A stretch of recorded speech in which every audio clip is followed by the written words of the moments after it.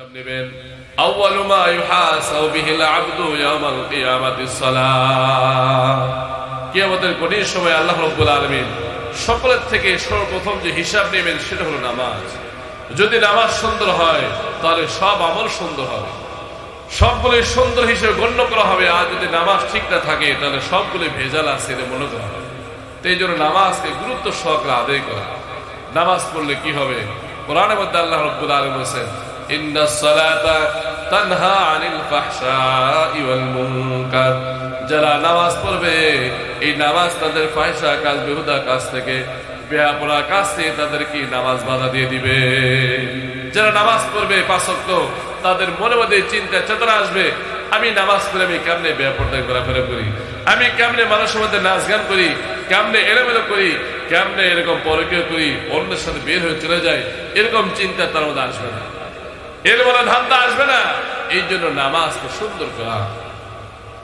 তাই আমাদের উচিত আমাদের মা বোনদেরকে, ছেলেদেরকে, সন্তানদেরকে নামাজের হুকুম দেওয়া। রাসূল পাক সাল্লাল্লাহু আলাইহি ওয়াসাল্লাম বলেছেন, মুরু আওলাদাকুম বিসসালাত ওয়া হুম আবনাউ সাবআ সিনিন। হে অভিভাবকরা, তোমরা তোমাদের সন্তানদেরকে নামাজের হুকুম দিয়ে দাও, তোমাদের মেয়েদেরকে, ছেলেদেরকে নামাজের হুকুম দাও।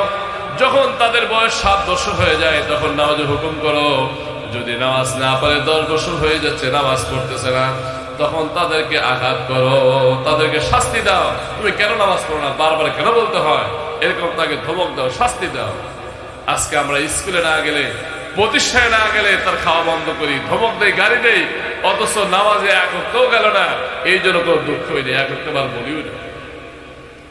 হাদিস মধ্যে আসছে নবী আকরাম সাল্লাল্লাহু আলাইহি ওয়াসাল্লাম বলেন, আলা কুল্লুকুম রাঈন ওয়া কুল্লুকুম মাসউলুন আন রাইয়াতিহি। হে লোক সকল, তোমরা সকলেই জিম্মাদার, আর প্রত্যেককে তার জিম্মাদারি সম্পর্কে জিজ্ঞাসা করা হবে।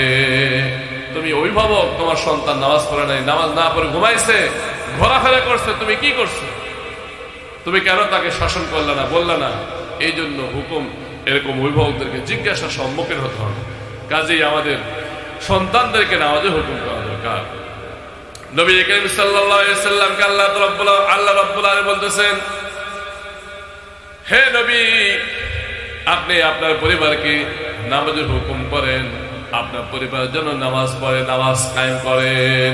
তারা তো নামাজ পড়ি, তারপরেও আল্লাহ তাআলা বলতেছেন হুকুম করেন। এর দ্বারা উদ্দেশ্য হলো আমরা যারা অভিভাবক আছি, আমাদের আল্লাহ তাআলা বলছেন তোমাদের পরিবার পরিজন, ছেলে মেয়ে, তাদেরকে হুকুম করো, অধীনস্থ যারা আছে তাদেরকে নামাজের আহকাম করো, তাদেরকে হুকুম করতে থাকো, আদেশ করো। যাই হোক, বলতেছিলাম রাসূল পাক সাল্লাল্লাহু আলাইহি ওয়াসাল্লাম বলেন, যে সমস্ত মহিলা 4টা কাজ করবে তাদের জন্য জান্নাতে যাওয়া সহজ হয়ে যাবে। আল্লাহ রাব্বুল আলামিন সহজে জান্নাতে প্রবেশ করাবেন।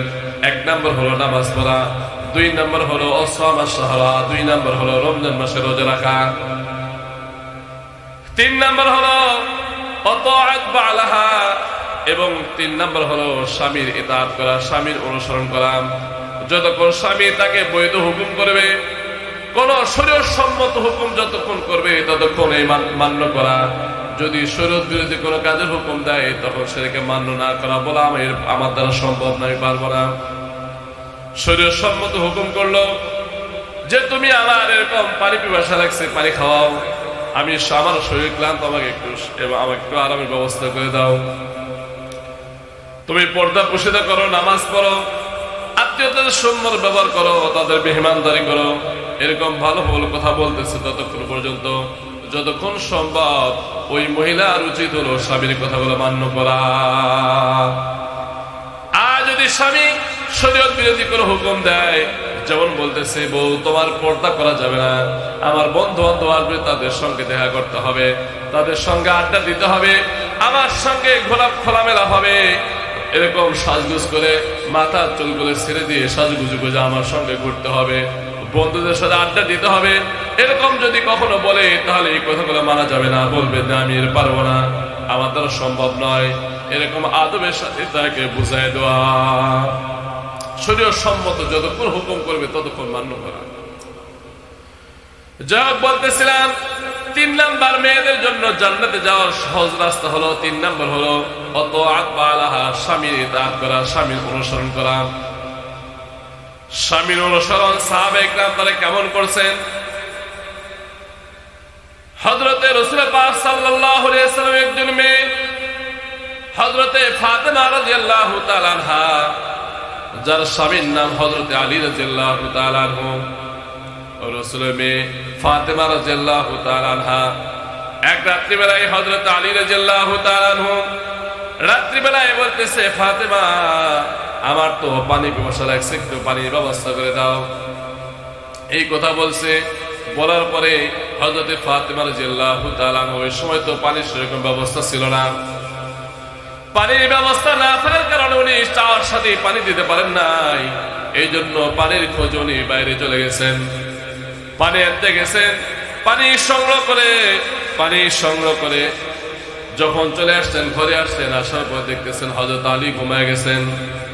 আলী রাদিয়াল্লাহু তাআলা ঘুমায় গেছেন। তখন চিন্তা করলেন, মাত্র যেহেতু ঘুমাইলো, আবার যদি ডাক দেই তাহলে তার ঘুমের কষ্ট হবে, কাজে ডাক দেওয়া যাবে না, ডাক দিব না। উনি পানি নিয়ে দাঁড়িয়ে আছেন। পানি নিয়ে দাঁড়িয়ে থাকতে থাকতে চিন্তা করলেন, পানি যদি রেখে ঘুমায় পড়ি হয়তো আবার পানি চাইবে, তখন সাথে সাথে পানি দিতে পারবো না, তার কষ্ট হয়ে যাবে, কাজে একটু দাঁড়ায় থাকি। এরকম ঘন্টার ঘন্টা সময়ের পর সময় চলে গেছে। শেষ রাত্রিবেলায় যখন হযরত আলী রাদিয়াল্লাহু তাআলা জাগ্রত হয়েছেন, দেখতেছেন আয়েশা হযরতে ফাতেমা রাদিয়াল্লাহু তাআলা আনহা পানি নিয়ে দাঁড়িয়ে আছেন। হযরত আলী বলতেছেন, হে ফাতেমা তুমি কি ঘুমাও নাই? বলতেছে, আমি তো ঘুমাই নাই, আপনি পানি চাইছিলেন, পানি আনার পর দেখতেছি ঘুমায় গেছেন, এই জন্য আপনার না ডাকি আমি পানি নিয়ে দাঁড়িয়ে আছি যে কখন আপনি জাগ্রত হন। হযরত আলী রাদিয়াল্লাহু তাআলা লজ্জিত হয়ে গেলেন যে হযরতে রাসূলের মেয়ে, তাকে আমি এত কষ্ট দিলাম, দীর্ঘ সময় ঘন্টার পর ঘন্টা রাত্রিবেলায় না ঘুমায় পানি নিয়ে দাঁড়িয়ে রয়েছে। এই জন্য বলতেছে, ও ফাতেমা তোমার এই ঘটনা, এই কথা যেন তোমার বাবাকে বলিও না, রাসূলকে যেন বলো না যে আলী এরকম পানি খাইতে চাইছিল, পানি চায়া ঘুমায় গেছে, সারা জেগে আছে, কষ্ট করছে। তাহলে রাসূল শুনলে হয়তো মন খারাপ করবে যে আমার মেয়েকে বিয়ে দিছি দেখেই আলী আমার মেয়ের উপর জুলুম করতেছে, ও আরামে নাক থেকে ঘুম পারে আর আমার মেয়ে এরকম পানিতে দাঁড়ায় থাকে। এটা হয়তো শুনলে রাসূল পাক সাল্লাল্লাহু আলাইহি ওয়াসাল্লাম মন খারাপ করবেন, কাজে এই ঘটনা তোমার বাবাকে বলবে না। ও ফাতেমা এই ঘটনা তোমার বাবাকে বলবে না। বলছে, ঠিক আছে বলবো না। সকালবেলা ফজরের সময় নামাজে গেছেন, চিন্তা করলেন যদি ফাতেমা নাও বলে হয়তো আল্লাহ রাব্বুল আলামিন জানাই দিতে পারে, তাহলে তো আমার অবস্থা কেরাসিন। যদি লোকজনের মধ্যে আমাকে ধরে বসে তাহলে আমার তো ইজ্জত সম্মান থাকবে না। ফজরে নামাজে গেছেন, নামাজের পরে নবী করিম সাল্লাল্লাহু আলাইহি ওয়াসাল্লামের অভ্যাস ছিল নামাজের পরে, ফজর নামাজ পরে মুসল্লির দিকে মুখ ফিরে বসতেন এবং রাত্রিবেলায় কারো কোনো স্বপ্ন দেখছেন কিনা তার ব্যাখ্যা বিশ্লেষণ করে দিচ্ছেন, কারো কোনো জিজ্ঞাসা মাসালা থাকলে সেটাও বলে দিচ্ছেন। তো ফজর নামাজের পরে রাসূল পাক সাল্লাল্লাহু আলাইহি ওয়াসাল্লাম ঘুরিয়ে বসতেন, হযরত আলী রাদিয়াল্লাহু তাআলার সামনে কাতারে থাকেন, কিন্তু সেই দিন আর উনি সামনে কাতারে যান নাই, বরং পিছন দিকে চলে গেছেন, পিছনে বসছেন এবং নামাজ শেষ তাড়াতাড়ি চলে গেছে। যদি হঠাৎ রাসূল জানে আর ধরে ফেলায়, মানুষের সামনে যদি জিজ্ঞাসা করে, আলী তুমি রাত্রিবেলা কি করছো, আমার মেয়েকে দাঁড়ায় রাখছো, তুমি ঘুম পাড়ছো, তাহলে আমি কি জবাব দেব? এই জন্য নামাজ পড়ে তাড়াতাড়ি বাসায় চলে গেছে। নবী করিম সাল্লাল্লাহু আলাইহি ওয়াসাল্লাম সবাইকে জিজ্ঞাসা করলেন, তোমরা কেউ কোনো স্বপ্ন দেখছো কিনা, কার কোনো জিজ্ঞাসা আছে কিনা বলো। তাদের সেরকম জিজ্ঞাসা ছিল না। নবী করিম সাল্লাল্লাহু আলাইহি ওয়াসাল্লাম তাড়াহুড়ো করে আলী রাদিয়াল্লাহু তাআলার বাড়ির দিকে রওনা দিয়েছেন। এরকম মসজিদে বসে আছেন, দেখতেছেন গেটের মধ্যে, মসজিদে গেটের মধ্যে হযরত জিবরাইল আলাইহিস সালাতু ওয়াস সালাম দাঁড়িয়ে আছেন। নবী করিম সাল্লাল্লাহু আলাইহি ওয়াসাল্লাম বললেন, জিবরাইল, আরেকটু বলেই শেষ করতেছি, বলতেছেন যে জিবরাইল এত সকালে কেন তুমি মসজিদের গেটে আসলা, কারণ নাকি এত সকালে তো জিবরাইল তুমি কখনো সকাল সকালে আসো না। তখন বলতেছেন, হে রাসূল আমার কাছে একটা সংবাদ আসছে, সুসংবাদ আসছে, এই সংবাদ আজকে দিনের মধ্যে পৌঁছায় দিলে ভালো হয়তো দিলেই চলবে, কিন্তু এত সুন্দর সুসংবাদ আমি সারাদিন বসে বসে থাকবো, শেষ বিকেল বেলা জানাই দিবেন, তো আমার মানতে পারলাম না, এই জন্য সকাল সকালে আপনার কাছে সুসংবাদ দেওয়ার জন্য আসছি। বলুন সুবহানাল্লাহ। নবী করিম সাল্লাল্লাহু আলাইহি ওয়াসাল্লাম আর জিবরাইল আলাইহিস সালামকে বললেন, কি সুসংবাদ একটু জানাও। তখন উনি বললেন, হে রাসূল, আপনি রাত্রিবেলা কি ঘটনা জানেন কিনা? রাত্রিবেলা আপনার মেয়ে ফাতেমা আলী রাদিয়াল্লাহু তাআলা খেদমত করেছেন, আর খেদমত করার কারণে আলী রাদিয়াল্লাহু তাআলা আপনার মেয়ের উপর সন্তুষ্ট হয়ে দোয়া করছিলেন, হে আল্লাহ, আমার স্ত্রীকে তুমি জান্নাতের সরদারনি বানায় দাও। এই দোয়া করছিলেন সন্তুষ্ট হয়ে। আল্লাহ রাব্বুল আলামিন সেই দোয়াটা কবুল করেছেন। এই সুসংবাদটা আপনাকে জানানোর জন্য আমি আসছি। নবী করিম সাল্লাল্লাহু আলাইহি ওয়াসাল্লাম সুসংবাদ শুনে সঙ্গে সঙ্গে মসজিদ থেকে বের হয়ে আলী রাদিয়াল্লাহু তাআলার বাড়িতে গেলেন, যে বলতেছিল, ফাতেমা, ও আলী, তোমরা কেউ আছো কিনা?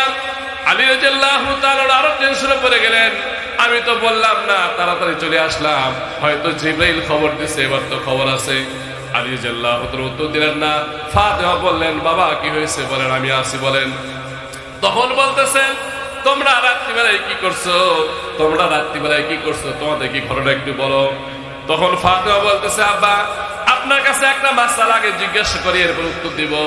মাসআলা হলো, একটা বিষয় আমার স্বামী নিষেধ করেছে, আর যদি সেই বিষয়ে আমার বাবা জিজ্ঞাসা করে, তাহলে বাবাকে বলা যাবে কিনা সেটা আগে বলে। আমার স্বামী বলছে বলা যাবে না, আপনি জিজ্ঞাসা করতেছেন, তাহলে আমি কি করব, পূর্ণ করব। নবী করিম সাল্লাল্লাহু আলাইহি ওয়াসাল্লাম বললেন যে না, স্বামী যেটা বলছে সেটাই করতে হবে, আমার কথা তোমার শুনতে হবে না। স্বামীর অনুসরণ করো, স্বামীর কথায় মান্য করো। তবে শোনো ফাতেমা, তুমি যদি আমাকে নাও বলো, এই ঘটনা আল্লাহ রাব্বুল আলামিন জিবরাইলের মারফতে আমাকে জানায় দিছে। সেটা হলো, তোমরা যে রাত্রিবেলায় যে কাজটা করছো, এই কাজটা আল্লাহ রাব্বুল আলামিন এত সন্তুষ্ট হয়েছেন। আল্লাহ রাব্বুল আলামিন সন্তুষ্ট হয়ে আলী রাদিয়াল্লাহু তাআলা দোয়া কবুল করে তোমাকে জান্নাতের সরদার নিয়ে বানায়।